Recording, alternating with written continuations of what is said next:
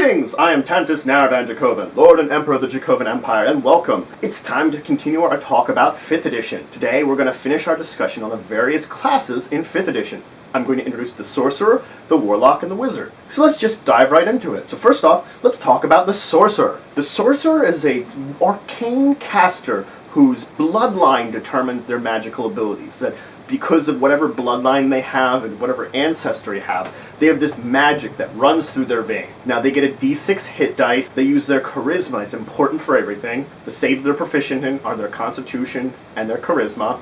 They have a selection of equipment, of weapons, from the simple list mostly, that they can use. Of course, they have 2 skills in which they're proficient with from a list, and an amount of equipment they're given. Now, their spellcasting is based on their charisma, and they need an arcane focus. Their spellcasting is based on spells known. So, they have, of course, a number of slots they can use per day, and of course they have a number of spells known. Sorcerers start with 4 cantrips that they know, and then they also start with 2 spells known. Now these 2 spells known have to be first level, and as they level, the amount of spells known they have increases as it goes down. Now the thing is, you can only choose spells known of levels you have slots in. So at first level, I only have first level slots. At second level, I'm still only going to have first level slots, meaning I can only still choose first level spells. Now later on, when let's say I have third level spell slots, I can choose third, second, or first level spells as my new spells known when I level. Of course, they have a number of slots which they can use then per day, depending on the spell level. Now, of course, they have their Sorcerer Origin. It tells you what your power originates from. Once you choose that, as you level, you gain a certain number of abilities depending on that choice. Now, as you level, you get a few more things as a Sorcerer. You get Sorcerer points, that's the big thing. And Sorcerer points allow you to do a couple of things. It allows you to be a little more flexible in your spells, and it also gives you access to meta magic. Meta magic is something you're going to choose. Once you choose a meta magic, then you can use Sorcerer points to activate it. Meta magics affect spells you already know. They're like added effects you can add on to spells. So you would just pay the Sorcerer points, add this effect on to a spell as your cast. So next up is the Warlock. The Warlock is a magic user who's made a pact with an extraplanar creature, with some kind of being,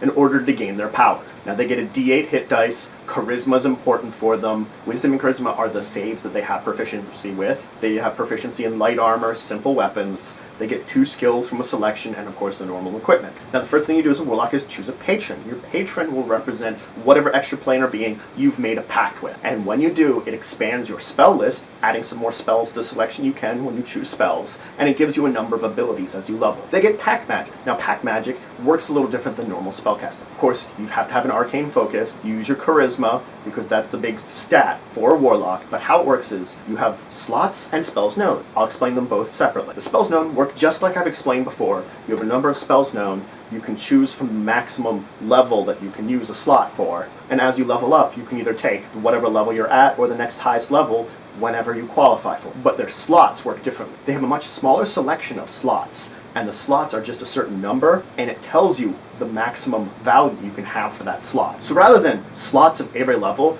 I might have 5 slots and only get up to 3rd level spells. And the thing is, I could have all 5 of those slots be 3rd level spells when I use my spells known. Or I could have any combination of below. It's just I have a limited number of slots per day, and they can have up to a certain level. So that works very differently than most other known spellcasts. Now, as you level, that will get up to 5th level spells that your slots will count as. Now, you get a few other things as you level as a Warlock. The first thing you get is Invocation. Invocations are special powers you get at certain levels that most of them function as spells, except you can use them at will. Sort of like an evolved cantrip. It functions similar that you can use it as will, like a cantrip, except it often represents a higher level spell than what you would normally have, or a spell that might not even be on your list. The next thing you get is a pact boon. A pact boon is a little bonus that you choose similar to your pact, and oftentimes it reflects that.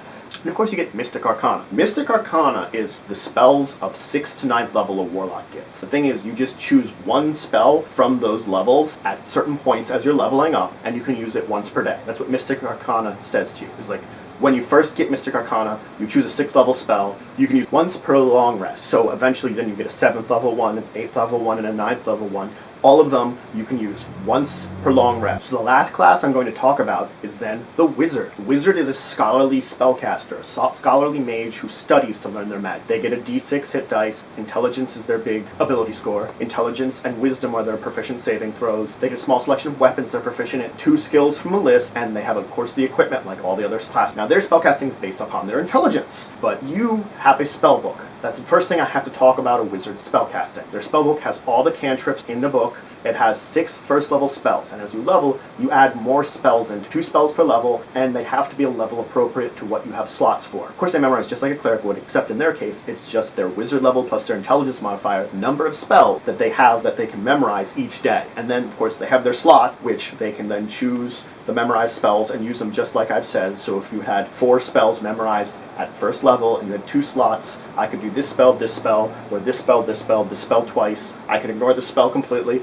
I could do this spell twice. Any kind of combination that I can use these slots on these spells I've memorized. If any spells on the spell list that you choose to put into your spell book are ritual, they can cast it. They use an arcane focus. Now an ability they get is called Arcane Recover. Arcane Recovery means you take a short rest and you can get back up to half of your wizard level, rounded up, in spell slot level. What that means is that, let's say I'm at first level, meaning I had 1. Half my level rounded up is 1. That means I can get a first level spell slot back. If my level would be 6 and half my level rounded up would be 3, then I could have a second level spell and a first level spell. I could have a third level spell. I could have 3 first level spells. Those are the slots I can recover with my short rest. See how it is? It's you just add up the total levels of the slots you want to recover and you get them back. And you cannot recover any spell slots above 5th level.